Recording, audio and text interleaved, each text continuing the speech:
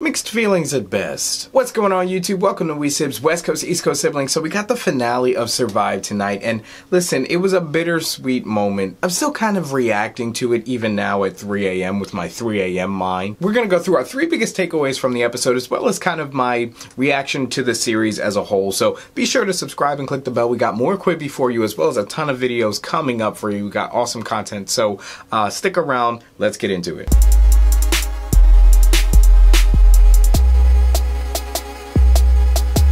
Starting off with big takeaway number 1, Jane wakes up in the hospital. Now, we know the last episode leaves her on the road, just barely clinging on to life. And so she wakes up in a hospital. Doctor's asking her questions. She's dizzy. She's dazed.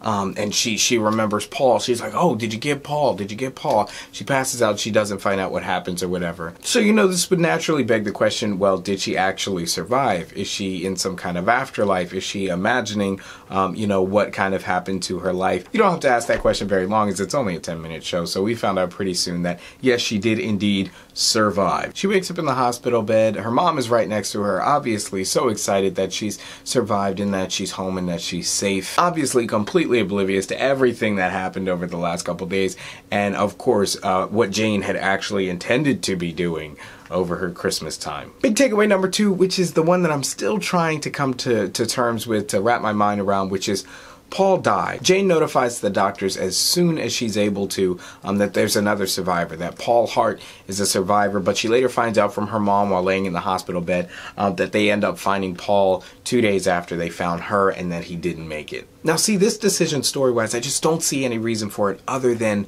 tugging at your emotions, pulling at your heartstrings one more time. Almost like a cheap trick, like instead of really good compelling story that leaves you emotionally impacted, it's just like, oh, let's kill somebody who means a lot. Now, to be honest, I can't say that I was completely surprised, as something just didn't click about the relationship from the jump, and they never shared that kiss. It never became like romantic where Paul must survive. And during the last episode, they really did make that connection that Paul and Jane's father both played those monumental roles, with Jane's father being the one who kind of turned her down this path of darkness, and Paul being the one to bring her kind of out of it. Unfortunately, those similarities also manifest in both of them ending up dying on Jane's path to rebirth. So, if it's necessary that I come down on one side about Paul's death, I don't like it. I really just thought it was a cheap trick.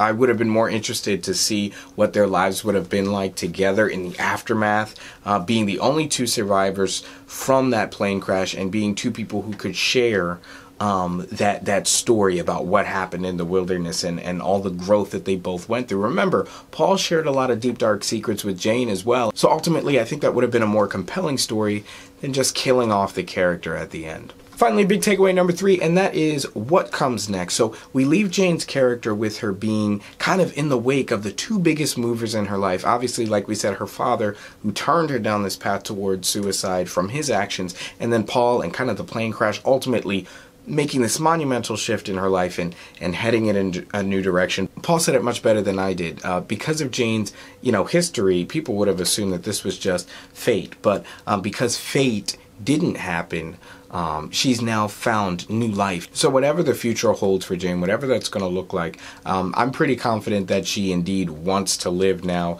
even if not for herself, for Paul and what he meant to her and what he wanted for her. It's funny that I think no one will ever know that she attempted to end her life on the plane. Everything that went down between her and Paul stayed between her and Paul, and the growth that she had in that wilderness is going to carry her throughout the rest of her life, as far as that strength to just survive, to just live another day, and now she wants it. So that's really cool. Despite any misgivings I have about the story, I do think it comes out a positive message for anybody struggling with those suicidal thoughts and thoughts of self-harm. Hopefully it won't take such drastic life events to bring someone to a point of wanting to live and wanting to survive, but I do think it shows life is something that so many people fight to have, and some people lose that fight but it's just not something you want to give up freely. It's so valuable. So my final thoughts on the series as a whole, I definitely think this is Quibi's best show so far. It definitely has the best plot line. The story has the most depth and impact of all the shows that I've watched on Quibi so far.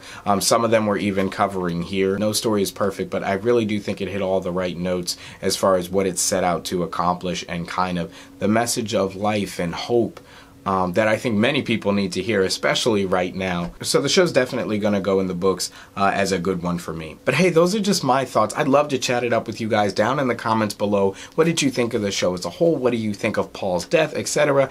Anything and everything, let me know in the comments down below. Be sure to like the video if you're liking the video. Subscribe and click the bell, as we've got more Quibi shows and several other TV shows we're planning to cover very soon. So you really don't want to miss the growth. The community has been awesome. Thank you guys so much. If you're feeling more awesome, go check out our sister channel, the La Quente Ledger. We've got more content over there, including the Quibi show Most Dangerous Game. My bro Jay is covering that over there, so you don't want to miss any of the fun stuff down in the description. Thank you guys so much for watching, and I will see you in the next one.